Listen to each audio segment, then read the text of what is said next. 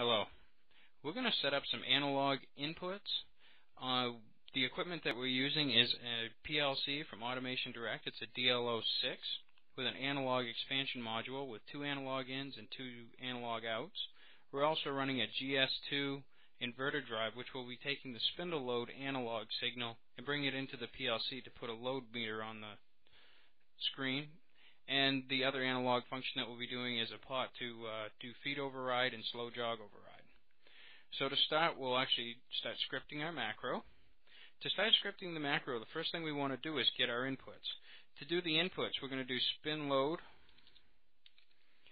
And this is going to be our value that we're reading. To read the value, we need to type get input. And the input is 65. It's the second analog input. The first one is 64, which is actually my pot. And we can do that one right now as well. So feed pot is get input. That's going to be 64.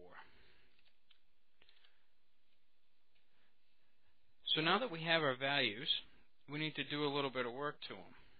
Well, the first thing we need to do is divide them by the range of which the analog value coming in is at. It actually comes in from a range of 0 to 16,533, which is 4,095 in hex if you read their manual.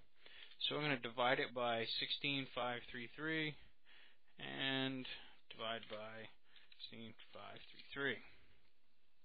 Now that I've done that, I've actually got spin load and feed pot, our values ranging from 0 to 1, which is a good number to multiply by because that's basically just a fraction. Hit enter. On this line, we now need to set spin load to the proper value. I could do this inside of the call to set the DRO, but for troubleshooting purposes, this is much better. So spin load equals spin load. So now that we've typed in spin load, the next thing we need to do is start doing our math. So spin load times 100 will give us a value anywhere from 0 to 100. Now the feed pot is going to be a little bit different. This one we want to do slow jog and feed over.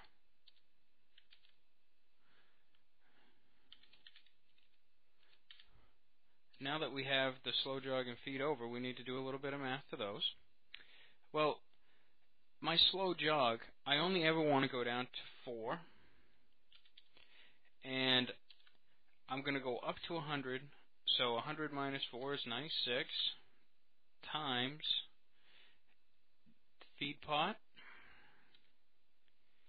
Now, by doing this, basically what's happening is this range is from 0 to 1 times 96 plus 4 is going to give us a range of values from 4 to 100. And I'm going to do something very similar here. But as low as I ever want to go for my feed override is 10 plus, I only want to go to 125. So rather than the 300 that Mach 3 usually does, I'm going to limit mine. Plus feed pot. And now I've got the values correctly in. I can test them. So I'm going to step into the program. I can see I have basically no spindle load. My feed pot is at 0.39, so it's 39%. And I'm going to turn the feed pot to one extreme. And I can see it's reading 0. I'm going to turn it to the other extreme. And I can see it reads 1. So I know that one's working. And the spindle will try in just a minute. So now that we have everything working as an input, we'd like to set some DROs. So to set a DRO, you need a call, and set DRO for a normal DRO. This would be like for axes numbers and stuff like that. And 21 is the feed override DRO, I believe. Let me just check. Yes, it is. This can be seen on the, if you go into Screen Designer, you can kind of count off which DRO it is. I'll show you that in just a minute. For the normal DRO, for a set DRO, and then the OEM codes, you can actually see inside the manual. So this one is going to be feed over, and close the brackets, and then call set OEM DRO, and this one's going to be 3, comma, and this one's slow jog.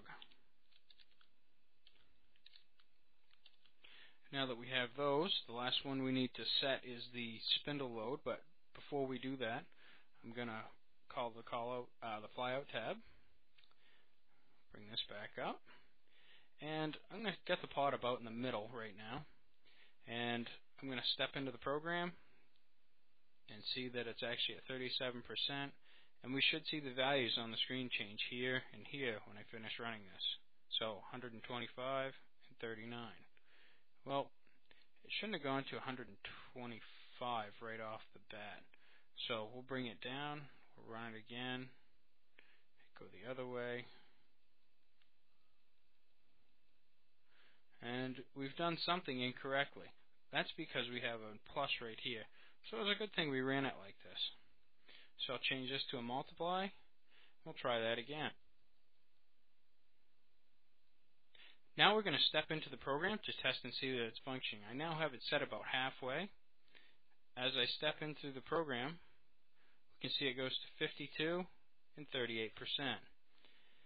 That's good. So now it's time to set the spindle load. To set spindle load, what we're going to do is go through, and we're going to have to do some Screen Designer work and whatnot, but we need to set a DRO. So we're going to go call set user DRO, and the user DRO that we're going to set is 1045 to the spin load, and we're going to save the macro as the macro pump. Save, yes, and we're going to close Mach 3.